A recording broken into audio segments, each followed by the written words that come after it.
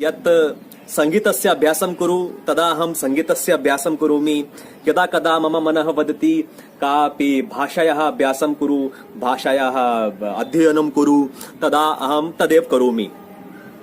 यावत् पर्यन्तम् अहं किमपि कार्यं, किमपि सृजनात्मक कार्यम् आनन्दरूपेण कर्तुं शक्नोमि तावत् पर्यन्तम् अहं तत् करोमि। यतोहि मम जीवने केवलम् एकमेव लक्ष्यमस्ति यत् अहम् एतद्रूपेण नूतनानि अनुभवानि गृहीत्वा जीवनस्य आनन्दं प्राप्तुम् इच्छामि। यद्यपि तेषु कार्येषु, तेषु सृजनात्मक कार्येषु कानिचित् धनोपार्जन अर्थाय स्रोतानि अपि सन्ति।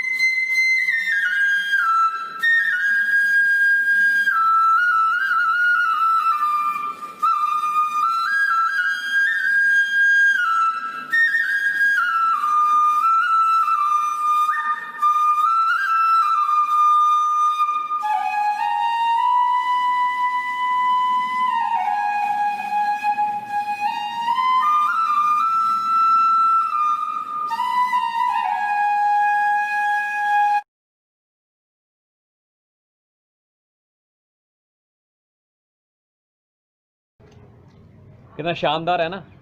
x1 plus x2 plus x3 plus x4 all the way to x r की total power n is equal to summation of n factorial divided by p1 factorial into p2 factorial into p3 factorial all the way to p r factorial times x1 की power पवन times x2 की power p2 times x3 की power p3 times x4 की power प्रचार all the way to x r की power पर। Summation कहाँ से कहाँ तक खुलना चाहिए? समेशन खुलना चाहिए summation of pi equal to n के हिसाब से, where pi is an integer lying between 0 and n।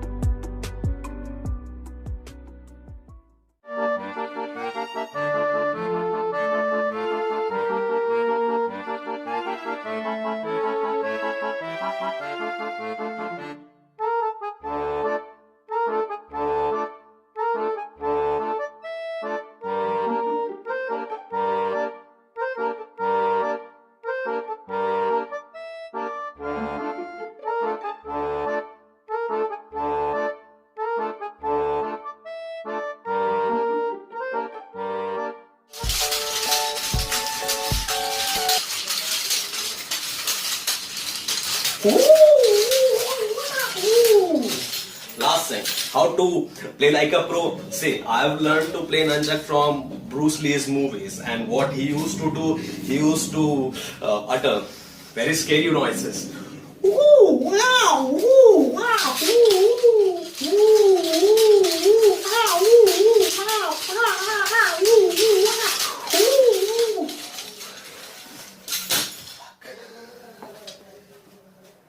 1, 2, 3. 1, 2, 3, 4. 1, 2, 3. 1, 2, 3, 4. 1, 1, 2. 1, 2, 3. 1, 2, 3, 4. Congrats! You have become a juggler now. You keep practicing it. Trust me, guys. Juggling is in our genes. You don't have to bother too much about juggling. When you start practicing, it should not take more than 3 days to be able to juggle like this. Wish you good luck. Happy juggling.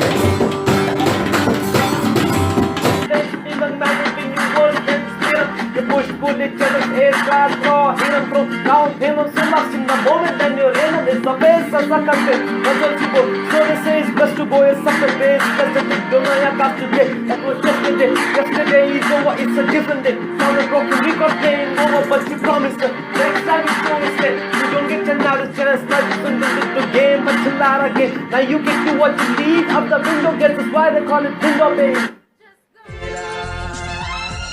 क्या तुम्हें याद है, क्या तुम्हें याद है, क्या तुम्हें याद है.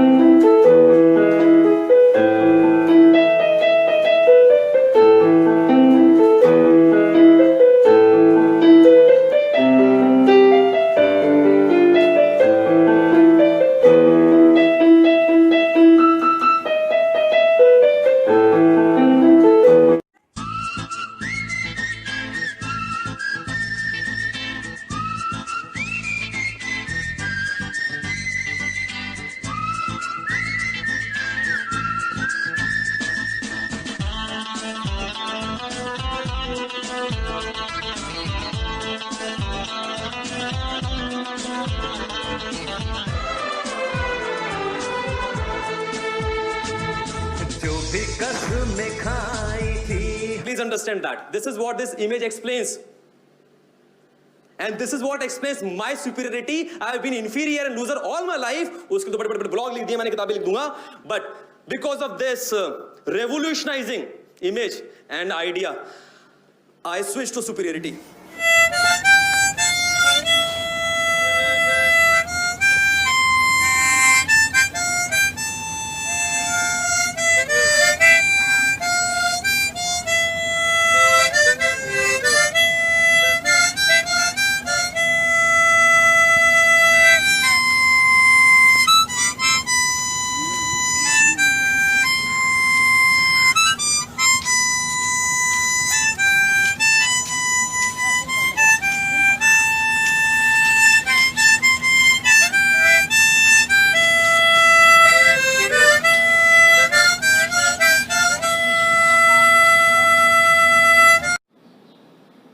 तो ये एक लड़की ने क्वेश्चन पूछा था. She is my old student when I was faculty, maths faculty, IIT JEE math faculty. It is important for me to compare my skills with someone. ये क्वेश्चन होना चाहिए. तो it should be, is it important for me to compare my skills with someone? Is it like better to show off your hobbies and skills? Like, should I make people feel inferior on certain things which I can do and they cannot? I mean, it is completely personal choice, right? तो इसमें comparison पर बात करी है इसने, और hobbies और skills पर बात की है, और मेकिंग पीपल इन्फीरियर पर बात की है. इस पॉइंट को उठाते हुए और भी 2-4 पॉइंट्स हैं जिनके ऊपर काफ़ी कंफ्यूजन रहा है उन लोगों के दिमाग में जो इस चैनल पर आए और कुछ समय गुजारा. और उसके अलावा उन पॉइंट्स को लेकर कुछ लो कॉन्शियसनेस वाले गुलाम लोगों ने मुझ पर आरोप भी लगाए. लो कॉन्शियसनेस वाले गुलाम बेसिकली ये एक नई गाली मैंने ईजाद की है, क्योंकि मुझे अच्छा नहीं लगता कि कोई मुझ पर आरोप लगाए. आप प्रश्न पूछिए, ज़्यादा से ज़्यादा प्रश्न पूछिए और ज़्यादा से ज़्यादा मुझसे जस्टिफिकेशन, स्पष्टीकरण मांगिए. हर एक एक शब्द का, हर एक एक वाक्य का। बट अपनी संकीर्ण मानसिकता के अनुसार यदि आप कुछ कंक्लूजन निकाल कर, कुछ निष्कर्ष निकाल कर अगर मेरे ऊपर एलिगेशन लगा देंगे, कुछ आरोपण लगा देंगे, कुछ दोषारोपण लगा देंगे, तो उसके दो नुकसान हैं। एक तो बेसिकली आपने मुझ पर आरोप लगा दिया तो मुझे बुरा फील कराया है, और दूसरी बात वो कॉन्वर्सेशन आगे नहीं बढ़ा। आपने अपने संकीर्ण मानसिकता से, नैरो माइंडेडनेस से, छोटे से परसेप्शन से वो कंक्लूजन निकाल के मार दिया और period, the and, full stop हो गया वो। अगर आप मुझसे उसका क्वेश्चन बनाकर पूछते तो फिर मैं जवाब देता। वो जवाब या तो आपको कन्विंसिंग लगता, या हाफ कन्विंसिंग लगता, या बिल्कुल भी कन्विंसिंग नहीं लगता, या बिल्कुल भी इलॉजिकल लगता, तो फिर बात आगे बढ़ती, ठीक है, मंथन होता, उससे शास्त्रार्थ होता। प्राचीन काले विद्वान जना सहम मिलित्वा शास्त्रार्थ करोति कुर्वन्ति स्म वैसे कुछ चर्चा होती, कुछ मंथन होता। दो इंपॉर्टेंट एलिगेशंस पर मैं यहां पर बात करूंगा इस क्वेश्चन के साथ में। एक तो ये कि मुझे ऐसा कहा जाता है कि you are jack of all trades. आपने बहुत सारी चीज़ों पर थोड़ा थोड़ा हाथ साफ कर लिया है, लेकिन किसी भी चीज़ में आपकी मास्टरी नहीं है, किसी भी चीज़ में आपको महारत हासिल नहीं है, ठीक है। तो ये एक आरोप की तरह लगाया जाता है, और ऐसा माना भी जाता है ना, क्योंकि मेरे ऊपर तो आरोप नहीं है, बेसिकली ये माना भी जाता है कि यार ये हर चीज़ थोड़ी थोड़ी कर ले रहा है ये आदमी, लेकिन किसी भी चीज़ में परफेक्ट नहीं है, मास्टरी किसी भी चीज़ में इसको हासिल नहीं है। ऐसे कोई भी मेरे जैसा व्यक्ति होगा तो उसके ऊपर उसको बोलने वाले ऐसे लोग आ जाएंगे। दूसरी चीज़ ये कि एक वीडियो पोस्ट किया गया था 2018 में, रॉथस्चाइल्ड से निपटने के लिए मेरा मॉडल अपनाएं। तो उस मॉडल में मैंने कुछ ऐसे बात की थी कि बार्टर सिस्टम वाली बात की थी, और मैंने जो पैसे हैं, जो कंज्यूमरिज्म है, उसके खिलाफ बात की थी। और इसी प्रकार से एक 2017 में वीडियो पोस्ट किया गया था बोरीवली से फिरंगी बैंकों में पैसा जमा कराने वाली बात पर। तो उसमें भी कंज्यूमरिज्म के विरुद्ध मैंने बात की थी। पैसे कमाकर, पैसों से जो इंसान आनंदित जीवन जीता है, जो मज़े करता है, उसके विरोध में बात की थी। तो एक तो रॉथस्चाइल्ड के गुलामी से मुक्त होने के लिए मेरा मॉडल अपनाएं, उस वीडियो में, और उसके पहले वो फिरंगी बैंक वाले वीडियो में मैंने ये बात कही थी कि आपकी जो असली खुशी है वो आपकी सुपीरियरिटी में होनी चाहिए,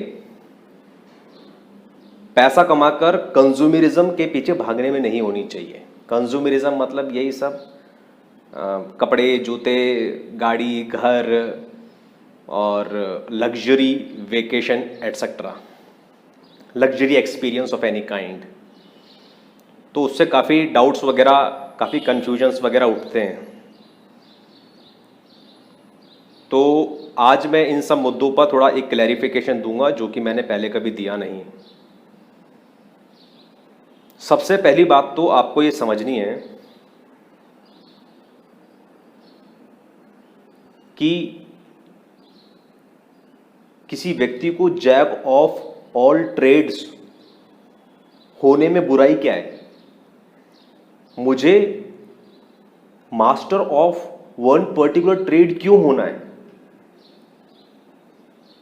इसी के साथ में जो एक तरीका चला आ रहा है अलग अलग संस्कृतियों में, मोटिवेशन बुक्स में, मोटिवेशन सेमिनार्स के द्वारा, कि मैं दृढ़ संकल्पवान बनूं, मैं लाइफ में फाइट मारूं और कष्ट लेकर, अनकंफर्टेबल होकर किसी चीज में अपना पसीना निकलवाऊं जिसकी वजह से कुछ मुझे हासिल हो। तो अब जब ये मुझे हासिल हो जाएगा ना, तो इससे क्या होगा, इससे अल्टीमेटली एक मुझे खुशी मिलेगी। लेकिन जैसे ही मुझे ये हासिल हुआ, इसी खुशी मोमेंटरी होगी, एक पल की, 2 पल की, 4 दिन की, है ना, 4 दिन की जिंदगी। लेकिन 4 दिन की जिंदगी होती है, उसमें 3 दिन तो फाइट मारने में निकल गए, 4थे दिन में आपको ये हासिल हुआ।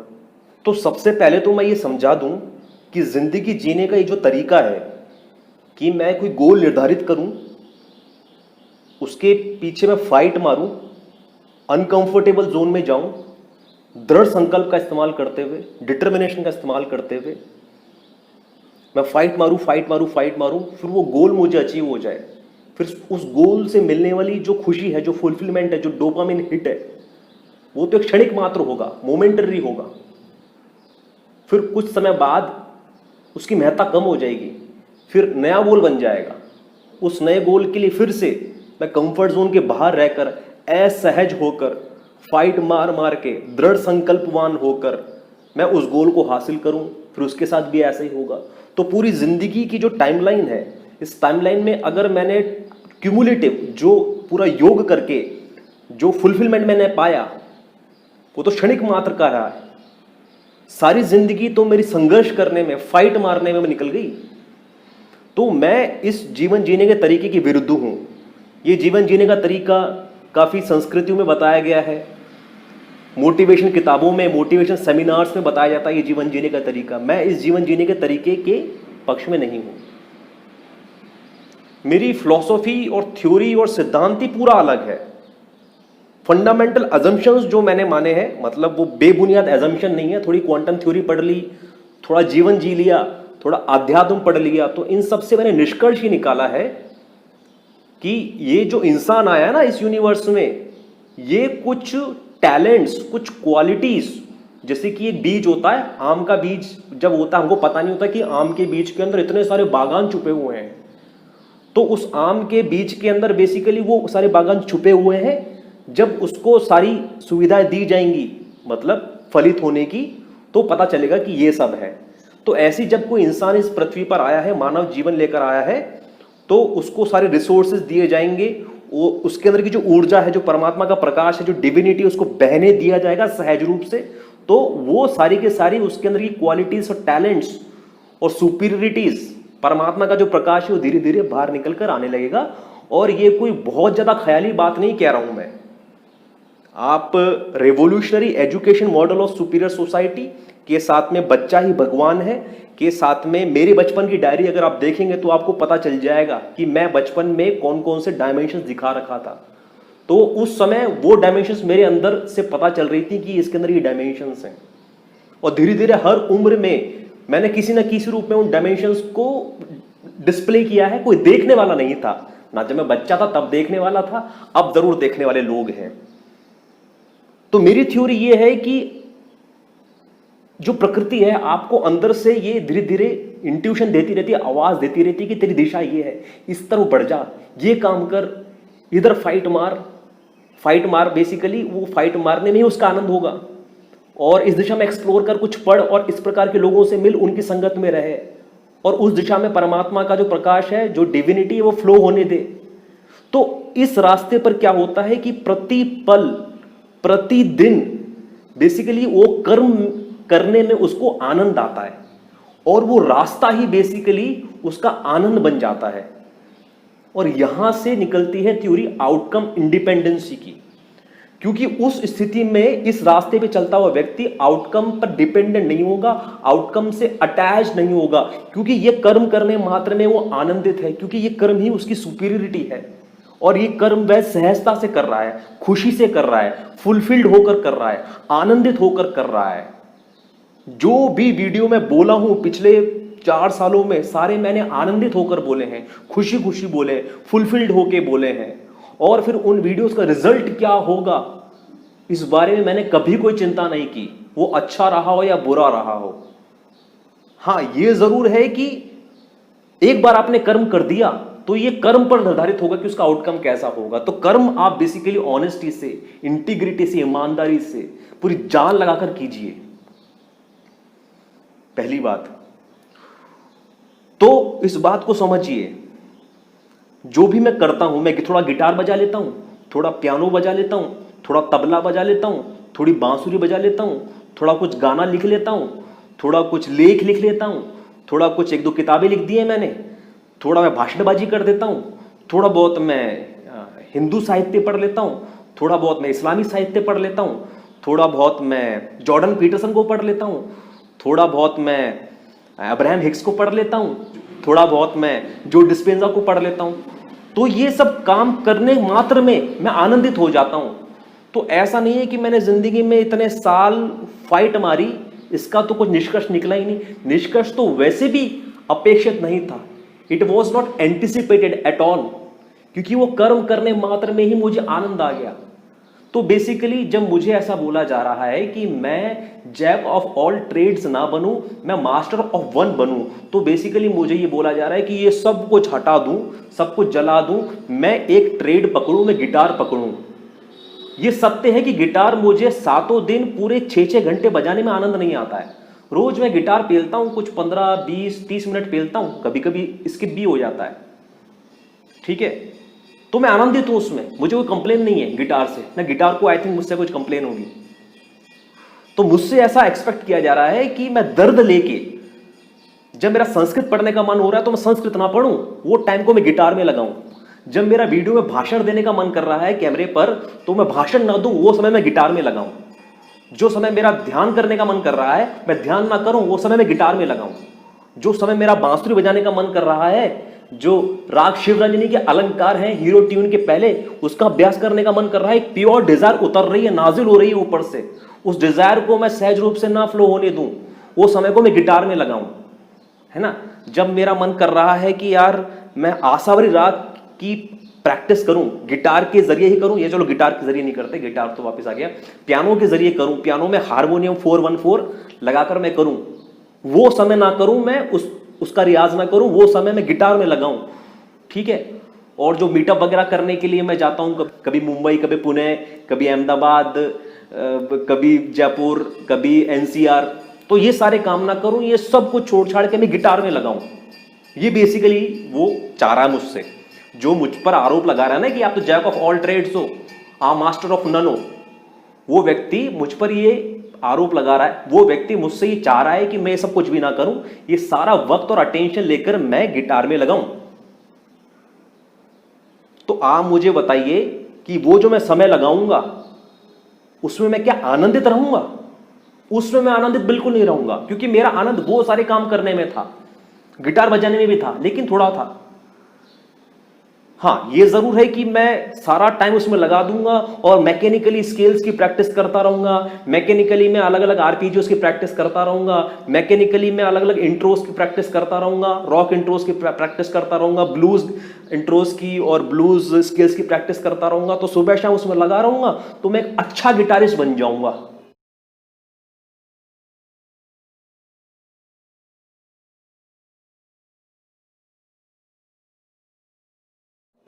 अच्छा गिटारिस्ट बन जाने से मुझे भारत रत्न मिल जाएगा, तो उससे मैं आनंदित हो जाऊंगा। तो 2 मिनट का मौन होगा तोरी याद में, तुम्हारी पार्टी के 2-4 लौंडे आके गाना माना गा देंगे कि चलते चलते मेरे गीत याद रखना। और क्या होगा बे?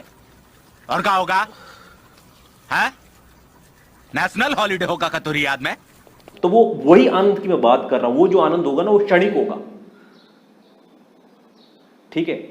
लोग मुझे जान जाएंगे, लोग मुझे मान जाएंगे। हाँ, तो लोग जब मुझे जान जाएंगे, लोग मुझे मान जाएंगे और मेरा सम्मान करेंगे, तो उससे भी तो अल्टीमेटली सब क्या हो रहा है, the whole pursuit is about that dopamine hit.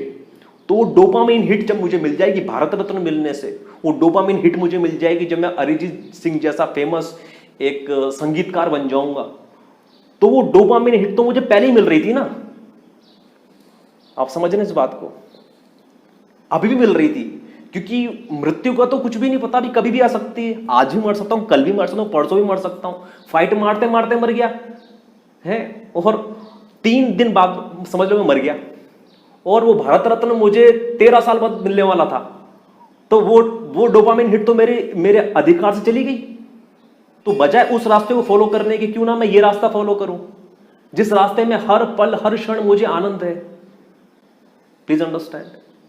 तो ये बात आपको समझ में आई?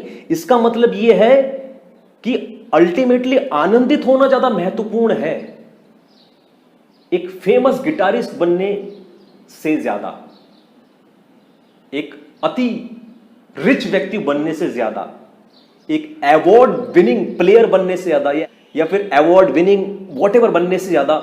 क्योंकि ये बात तो सर्वविदित है, एवरीवन नोज दैट कि हर कोई व्यक्ति जो सफलता के, तथाकथित सफलता के, हालांकि सफलता की मेरी वो परिभाषा नहीं है,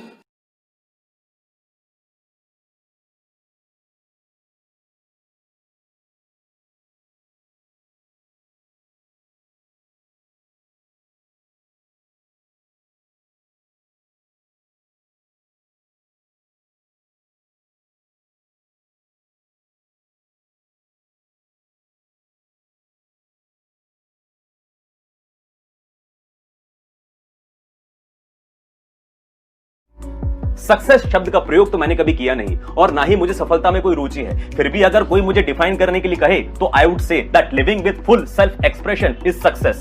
मैं ब्रह्मांड का एक self aware, self expressing, self experiencing node हूं। मैं अपनी वास्तविकता को जान लिया और उसे जी लिया तो मैं सफल हुआ। सफलता की परिभाषा तो यह है कि व्यक्ति आनंदित रहे और अपने एक्सप्रेशन को जिए, उसमें गोता मारता रहे। बट ठीक है, तथाकथित रूप से जो लोग सफलता की सीढ़ी पर पहुंचे हैं, ऊपर मुकाम तक पहुंचे हैं, क्या वो सब आनंदित रहे हैं? क्या वो सब लोग खुश रहे थे अपनी जिंदगी में? हैं? एक आदमी मरा था जी कुछ दिनों पहले, उसके बारे में इतना हल्ला हो रहा है।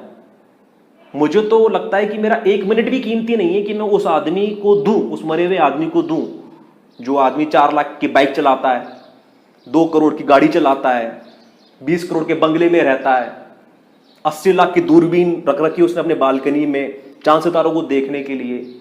भाई इतना पैसा है उसके पास, तो ये तो कभी साबित ही नहीं हो पाया ना। ये तो साफ साफ सर्वविदित है कि इतना पैसा हो जाने के बाद भी, इतना मान सम्मान हो जाने के बाद भी, it is not necessary that you will be happy and fulfilled in your life. तो वो रास्ता ही गलत है। असली रास्ता जो आनंद का है वो सुपीरियरिटी का है। तो इस सुपीरियरिटी के रास्ते पर यदि आप चले कर्म करते हुए, तो पहली बात तो आप कर्मयोगी बन गए। और यदि आप कर्मयोगी बन गए तो कर्म में आपका आनंद हो गया, कर्म में आपका आनंद स्टैब्लिश हो गया, तो आप आउटकम डिटैच्ड हो गए। तो जैसे ही आप आउटकम डिटैच्ड हो गए, आप निष्काम कर्मयोगी बन गए। तो ये पाथ ऑफ एनलाइटनमेंट है। तो आपके सुझाए हुए सारे जो पाथ हैं वो तो एनलाइटनमेंट से दूर लेके जाते हैं, वो तो अटैचमेंट की तरफ लेके जाते हैं। ये तो सुपीरियरिटी का पाथ पूरा है डिटैचमेंट का, ये तो है ही पाथ ऑफ एनलाइटनमेंट। क्या समझे? तो आपको समझने की जरूरत है कि मास्टर ऑफ वन बनने से कतई ज्यादा महत्वपूर्ण यह है कि आप जिस मार्ग पे चल रहे हैं उस मार्ग में आपका आनंद है ना। तो एक तो यहां पर यह बात साबित होती है कि जैक ऑफ ऑल ट्रेड्स होने में कोई बुराई नहीं है। मैं तो इनफैक्ट ये कहता हूं कि जैक ऑफ ऑल ट्रेड्स होना ही अच्छाई है। जैक ऑफ ऑल ट्रेड्स होना ही असली सत्य है। क्योंकि मानव जीवन के जो एक्सपीरियंसेस हैं और ह्यूमन माइंड की जो डायमेंशंस हैं, वो डायमेंशंस तो इनफाइनाइट है। क्वांटम मैकेनिकल जो डायमेंशंस वो तो इनफाइनाइट है। तो एक डायमेंशन पकड़ते हैं, एक डायमेंशन में क्या होता है कि एक लकड़ी का कुछ एक टुकड़ा बनाया जाता है जिसको हम बल्ला कहते हैं, और फिर कुछ ऐसे रबर वगैरह का कुछ एक बनाया जाता है गोला जिसको हम बॉल कहते हैं, गेंद कहते हैं। ठीक है, तो इस बॉल को सामने से एक आदमी मारता है और एक आदमी उस लकड़ी के टुकड़े को, बल्ले को ऐसे घुमाता है, तो उसको वो दूर दूर फेंकता है। मतलब जिसको भाषा में जो चालू भाषा है उस क्षेत्र की, उस फील्ड की, उस क्वांटम मैकेनिकल डायमेंशन की, जिसको क्रिकेट कहते हैं, और उस गेंद को दूर फेंक देना, उस बल्ले से उसको छक्का बोलते हैं, और अलग अलग प्रकार के शॉट मारना है। तो ये एक क्वांटम मैकेनिकल डायमेंशन है ह्यूमन माइंड की। तो इस एक क्वांटम मैकेनिकल डायमेंशन में जिस आदमी ने महारत हासिल करी, उस आदमी को आप सचिन तेंदुलकर बोल दीजिए। ठीक है, ह्यूमन माइंड की एक और क्वांटम मैकेनिकल डायमेंशन है। आप पत्रकारों को और कैमरा वालों को बुलाकर ले आइए और भाइयों बहनों मित्रों कर करके चूतिया काटते रहिए सबका। ठीक है, एक और डायमेंशन है। ठीक है, फिर एक और डायमेंशन है, हाँ किरण, एक और डायमेंशन है। तो ऐसे एक आदमी अपनी ये क्वांटम मैकेनिकल डायमेंशन पकड़ता है और उसके अंदर वो उस्ताद हो जाता है, क्योंकि वो उसका एक्सप्रेशन होता है।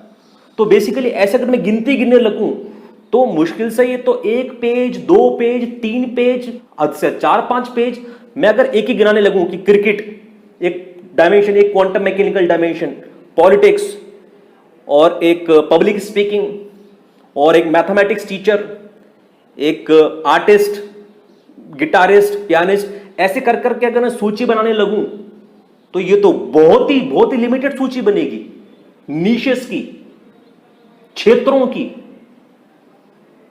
भाई मेरा जब जन्म उस धरती पर हुआ तो ये तो एक यूनिक एक्सपेरिमेंट था, नेचर का एक्सपेरिमेंट अगर आप नहीं कहना चाह रहे तो इंसिडेंट कह लीजिए, है ना। एक्सपेरिमेंट और इंसिडेंट में फर्क है। एक्सपेरिमेंट तो आपको तब मानना पड़ेगा कि जब पास्ट लाइफ नहीं होती है, और अगर आप मानते हैं कि पास्ट लाइफ होती है तो आप इंसिडेंट मान लीजिए। तो ये एक यूनिक इंसिडेंट था, तो ये एक यूनिक एक्सप्रेशन था, तो इस व्यक्ति का यूनिक एक्सप्रेशन होना चाहिए, तो इस व्यक्ति का एक यूनिक एक्सपीरियंस भी होगा इस 4 डायमेंशनल वर्ल्ड में।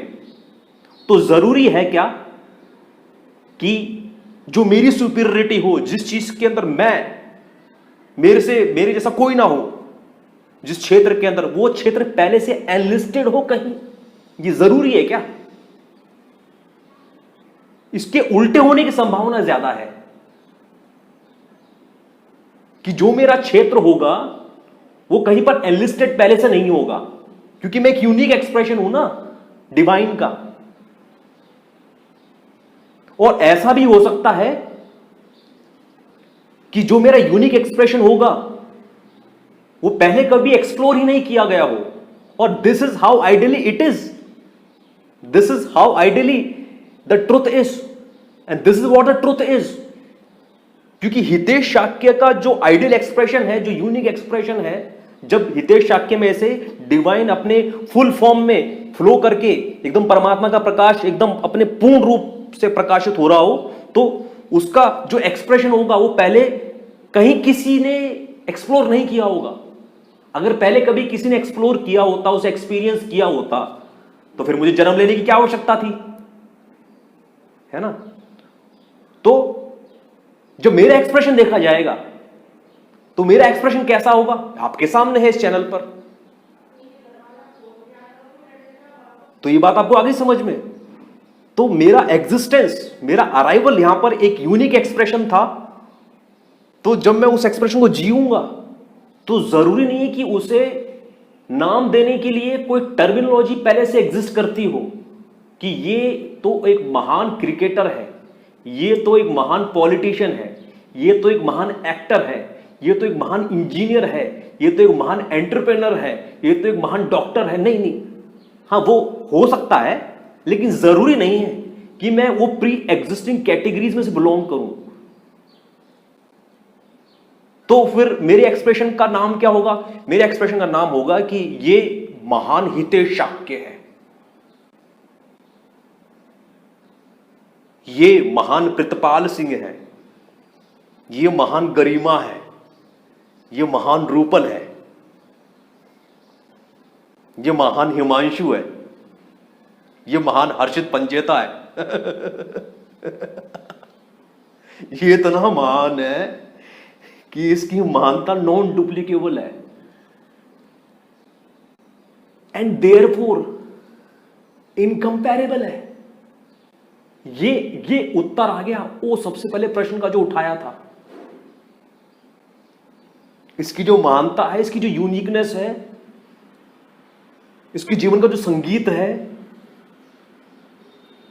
जो ये फिल्म है, जो इंसान, जो ये फिल्म है, जो ये सीनरी है, ये जो इंसान, सीनरी रंगों से बनी हुई एक सीनरी, एक चित्र है, ये इतना अद्वितीय है कि ये इनकंपैरेबल है। इसको अचीव ही नहीं किया जा सकता, और ना इसको किसी और से बेहतर या और से बदतर साबित किया जा सकता है। तो जब इसको किसी से बेहतर साबित नहीं किया जा सकता, तो फिर मैं किसी से सुपीरियर कैसे बना और कोई मुझसे इंफीरियर कैसे बना? हालांकि ये जो सुपीरियर शब्द है, superior society, that is not in comparison with someone else. It is in comparison with your own version, with your own existing version. जैसा मैं आज हूं उससे और सुपीरियर बनूं, और उसमें कोई चाहत नहीं है मेरी, ये प्रकृति का नियम है। प्रकृति इवोल्व हो रही है धीरे धीरे, तो मेरा जो इवोल्व वर्जन होगा वो मेरा सुपीरियर वर्जन होगा। तो ये प्राकृतिक प्रोसेस है, इसमें कुछ करने की जरूरत नहीं है। हालांकि अवरुद्ध हो जाता है ये। इसे अवरुद्ध कौन करता है? अज्ञानता। ये सारी कंडीशनिंग, सोसाइटी, आपका रिलीजन, आपका कल्चर अवरुद्ध करता है उसे। आपकी इनसिक्योरिटीज, आपके फियर्स, आपके डाउट्स, आपकी मीडियोक्रिटी उसे अवरुद्ध करती है। और उन्हीं मीडियोक्रिटीज को काटने के लिए, उन्हीं फियर्स को काटने के लिए, उन्हीं कंडीशन को काटने के लिए, उन्हीं उसी एंसलेवमेंट को काटने के लिए हमारे से बाबा आते हैं और स्पिरिचुअल प्रीचर्स आते हैं। बस इतना सा रोल होता है और कोई रोल नहीं होता। यात्रा आपकी है, चलनी आपने ही है। और ऐसा भी नहीं कि आपने चलनी है, वो यात्रा तो नैसर्गिक है, प्लेटोनिक है, नेचुरल है, कॉस्मिक यात्रा है, वो डिवाइन यात्रा है। It is happening on its own, but your conditioning, your fears, your mediocrity, your insecurities are prohibiting it, उसमें अवरोध पैदा कर रहे हैं। एक डिवाइन फ्लो में अवरोध पैदा कर रहे हैं। ठीक है, अब आती है बात वो वाली जो फिरंगी बैंक वाली वीडियो में मैंने कही थी। उस फिरंगी बैंक वाले वीडियो में और जो रॉथस्चाइल्ड की गुलामी से बाहर निकलने के लिए मेरा मॉडल अपनाए, उन दोनों में मिस इंटरप्रेट किया गया है that I hate money, I do not like money, I do not like wealth, I am a hater of luxury, but that's not the truth. मैं लग्जरी के, कंफर्ट के, अमीरी के, रईसियत के, ऑपुलेंस के विरुद्ध नहीं हूं, कंज्यूमरिज्म के विरुद्ध नहीं हूं। कंज्यूमरिज्म तो एक्सपीरियंस देता है यार स्पिरिट को। एक स्पिरिट जो ये 3 डायमेंशनल मैट्रिक्स से इंटरैक्ट करने आई है, ये उस स्पिरिट को एक्सपीरियंस देता है। कंज्यूमरिज्म, मैं सबके विरुद्ध नहीं हूं, मैं बस उस नोशन के विरुद्ध हूं, उस प्रैक्टिस के विरुद्ध हूं जिसमें आप ये सब चीज को नंबर 1 प्रायोरिटी पर रख लेते हैं और ऐसा सोचते हैं कि यहां से फुलफिलमेंट मिलेगा, बट वहां से फुलफिलमेंट मिलता नहीं, वो फॉल्स फुलफिलमेंट होता है। मैं इसको सेकेंडरी पोजीशन पर रखने के पक्ष में था। ये जो लग्जरी है सारे के सारे, जो एक्सटर्नल और जो पैसे से आने वाली खुशियां हैं, इन सबको नंबर 2 पे रखना था। नंबर 1 पे किसको रखना था? आपकी ट्रू एक्सप्रेशन को। और अगर आपका ट्रू एक्सप्रेशन नंबर 2 को ड्राइव करता है, प्रबल करता है, स्ट्रॉन्ग करता है, कहने का मतलब यह है, मतलब आम भाषा में, चालू भाषा में यह कि if you are following your passion and that passion is bringing all the money, all the luxury, all the opulence, all the wealth in this world to you, then this is how it is supposed to be. This is how it should be. Because आपका true fulfillment number 1 पे follow, because आपका true fulfillment number 1 पे follow, because आपका true fulfillment number 1 पे follow, because आपका true fulfillment number 1 पे fulfil हो चुका है। सोसाइटी में क्या हो रहा है कि मैं फाइट मार मार के, लालच कर करके, दूसरों गला काट काट के ज्यादा से ज्यादा पैसा इकट्ठा करूंगा और उससे कुछ कंज्यूमरिज्म वाले एक्सपीरियंसेस लूंगा तो मैं फुलफिल्ड हो जाऊंगा। यह विचारधारा चल रही है समाज में। उसके काट में मैंने ये विचारधारा दी थी कि आपका जो पहला उद्देश्य होना चाहिए, अपनी सुपीरियरिटी पहचानना होना चाहिए और उसमें आनंदित हो जाना चाहिए। और उस आनंद के चलते अगर ये दुनिया अपनी सारी रईसियत, सारा ऑपुलेंस अगर आपके कदमों में रखने अगर आपके कदमों में रखने आ रही है, तो फिर उस भोग में, उस एक्सपीरियंस में आपको फक्र होना चाहिए।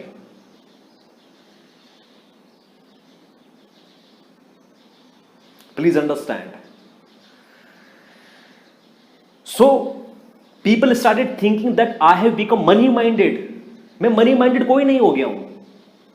आज भी जो मेरे डिजिटल प्रोडक्ट्स हैं, जो ई बुक है सब न्यूरोप्लास्टिसिटी है ebook, from sex to superiority ebook, और जो 22 हिडन अनसेंसर्ड वीडियोस हैं, ये डिजिटल प्रोडक्ट्स हैं, इनका प्राइस टैग है,